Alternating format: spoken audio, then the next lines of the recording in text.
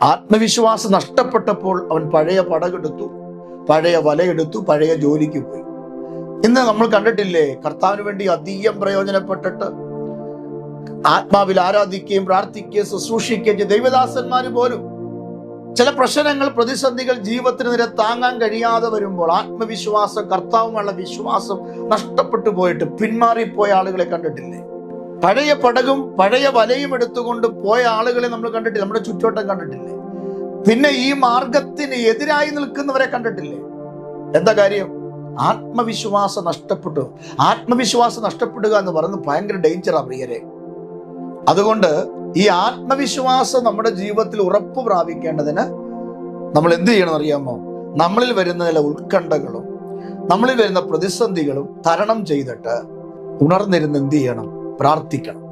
അങ്ങനെ പ്രാർത്ഥിച്ചാൽ ഉത്കണ്ഠകൾ മാറും, പ്രതിസന്ധികൾ മാറും, ചോദ്യചിഹ്നങ്ങൾ മാറും, അത്ഭുതങ്ങൾ സംഭവിക്കും, നമുക്കൊരു ആത്മവിശ്വാസം ഉണ്ടാകും.